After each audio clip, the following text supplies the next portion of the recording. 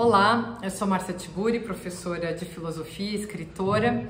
Eu gostaria de conversar com vocês sobre o conceito de meios de produção da linguagem. Eu acredito que esse conceito pode ser útil no atual momento histórico para que possamos compreender os jogos de poder que estão em cena, que são jogos de poder econômicos e políticos, evidentemente, mas são jogos, sobretudo, de poder econômico e que fazem parte, portanto, da produção de um tipo de mercadoria ligada não apenas à indústria da mídia e da informação, que faz parte dessa indústria da mídia, mas à indústria da desinformação, que também faz parte dos jogos de poder envolvendo esse campo da mídia, né? Esse assim chamado quarto poder, a indústria da produção de comunicação, da produção de linguagem. Eu queria elaborar um pouco com vocês esse conceito.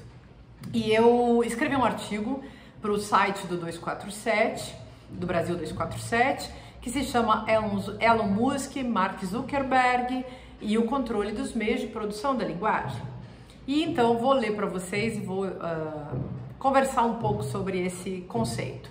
Então eu escrevi assim: Elon Musk, famoso bilionário dono do X, que é o ex-Twitter, está em guerra contra a justiça brasileira e contra o Brasil, ameaçando descumprir as determinações relacionadas ao uso das redes sociais no período das eleições no Brasil, que vão acontecer em 2024.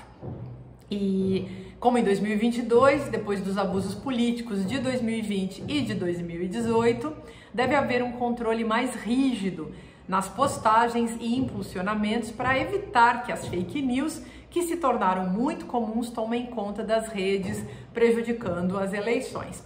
Se espera de uma democracia que ela saiba proteger a si mesma, e o trauma do golpe e da ascensão fascista nos últimos anos nos leva justamente a essa preocupação. Como uma democracia pode proteger a si mesma, e proteger a si mesma significa proteger a sua cultura, proteger essa cultura do diálogo que é necessária numa democracia e, portanto, proteger também a invasão dos discursos autoritários no contexto dessa tentativa de criar uma cultura de diálogo que sustenta a democracia.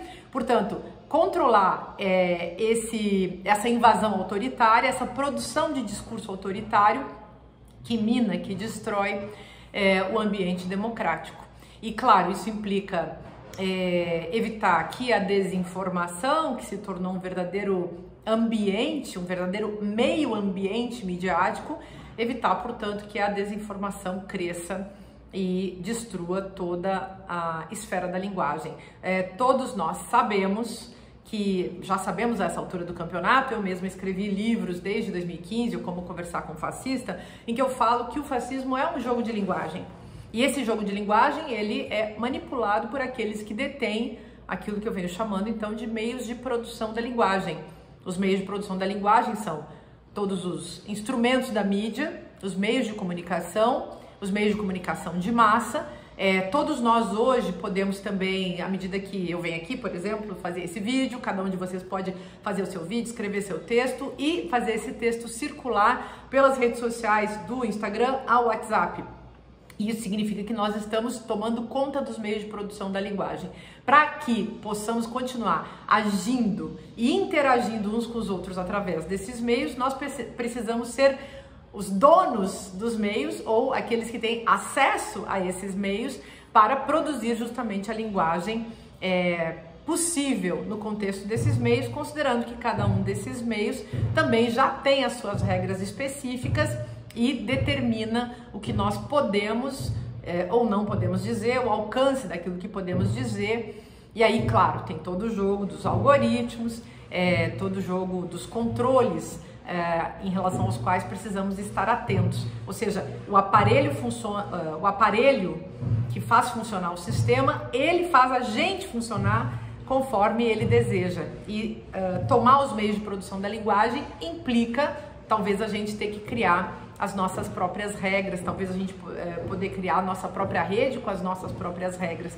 E as nossas próprias regras dentro dessas redes que estão aí oferecidas como um ambiente, ou aparentemente como um ambiente que é acessível a todos, que é aberto, que é uma generosidade dos seus donos, quando na verdade são indústrias da informação, entre aspas, e da desinformação, com certeza, que tratam a notícia, não só a notícia, mas a linguagem como mercadoria, seja verdade, seja mentira, não importa, o fato é que a linguagem se transformou numa mercadoria e todos nós somos funcionários não pagos desse sistema, nós somos pessoas que funcionam conforme as regras dadas por esse tipo de aparelho ou de dispositivo, se a gente quiser usar uma expressão mais na linha do filósofo francês Michel Foucault. Então, acho importante que a gente saiba disso, conheça isso e que a gente possa seguir. Daí eu possa seguir tentando ser livre, né, no meio desse contexto. Vou ler mais um pouco do meu artigo para vocês entenderem onde é que eu estava pensando quando escrevi.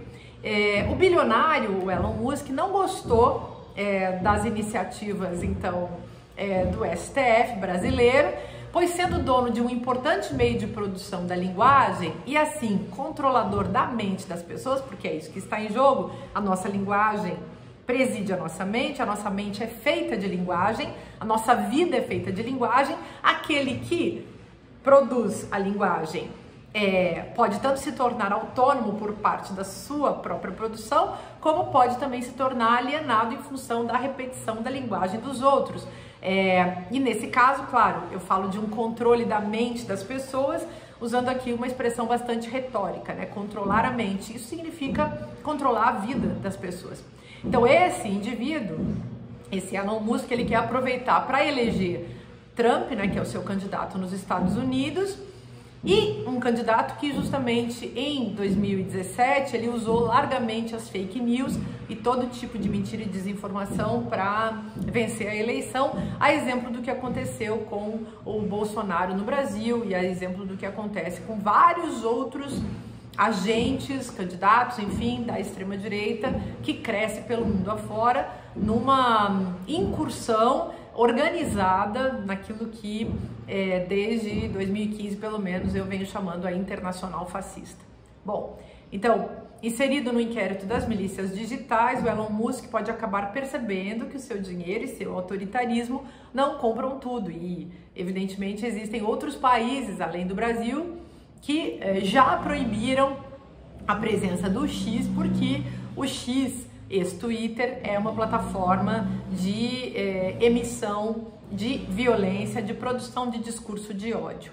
Nós vamos ter que ver se o Estado brasileiro terá algum poder em relação ao supercapital internacional.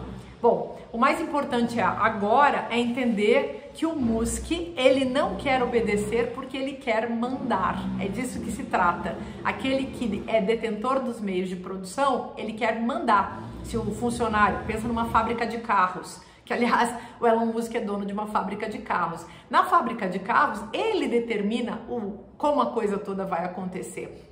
A fábrica de carros é um meio de produção e o X é um meio de produção da linguagem. E ele também quer determinar qual é, além do carro que ele produz, ele quer determinar qual é o discurso que vai ser usado pelas pessoas, assim como o carro, o discurso. Ambos são mercadorias. No caso dos carros, os funcionários que devem ser muito mal pagos, os funcionários, eles estão lá para produzir os carros, mas nós nem sequer somos pagos, os usuários do Twitter não são pagos para produzir esse discurso de ódio. Então é preciso que fiquemos atentos, porque se trata de uma nova escravização, a escravização digital, que é típica da nossa época. Bom, o mais importante agora então é entender que ele não quer obedecer. Assim, a exemplo do Mark Zuckerberg, que é o dono da Meta, que é a empresa que administra Instagram, Facebook, WhatsApp, ele espera ditar as regras em vez de segui-las, como acontece com todo usuário controlado. No caso, eu e você, se somos usuários, nós estamos sendo controlados. E hoje se fala de uma coisa chamada shadow ban, né? A censura leve do Instagram, que visa controlar a partir de palavras o que está sendo postado pelas pessoas para evitar os conteúdos políticos. Conteúdos políticos aqui também entre aspas. Muita gente vem driblando a censura através de caracteres, então as pessoas colocam asterisco, a hashtag, agora estão usando também separar as palavras, arrobas, né? Enfim, caracteres que fazem com que a palavra não seja reconhecida. Então vocês imaginem que existe uma caça às palavras. A caça às bruxas hoje é caça às palavras. E aqui eu vou contar um caso que aconteceu comigo. Há poucos dias eu fui censurada e fiquei sem poder postar nada no Instagram por ter escrito a seguinte frase: a arte é sempre a melhor reação. Até no artigo do 247 saiu a maior, mas na verdade a frase que eu escrevi foi a melhor reação. Num comentário que eu fiz, numa postagem da Gisele Beigelman e do Lucas Bambosi, que são dois artistas que fizeram aquele documentário Domingo no Golpe, usando apenas as imagens do 8 de janeiro. Então, que uma frase como essa tenha sido confiscada para análise, claro que depois eu recebi uma mensagem, um pedido de desculpas, dizendo que era um erro, mas isso era totalmente fajuto. O fato é que a minha palavra foi retirada, a minha frase foi retirada da cena para análise, e isso é absolutamente preocupante. E aí eu queria dizer o seguinte: temos que prestar atenção, porque se uma frase que reza a arte é sempre a melhor reação, a arte é sempre a melhor reação, é uma frase democrática, uma frase republicana, uma frase que não tem nada de errado. Por que será que essa frase foi confiscada? Por que essa frase é digna de suspeita? Essa é a questão que eu queria colocar para vocês, para que a gente pense e reflita, porque o que está por vir em termos mundiais não parece ser nada democrático.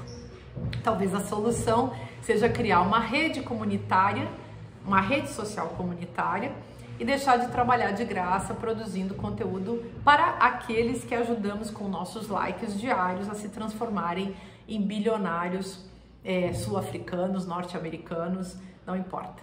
Isso que eu queria dizer para vocês, prestemos atenção nos meios de produção da linguagem. Um grande beijo e até a próxima.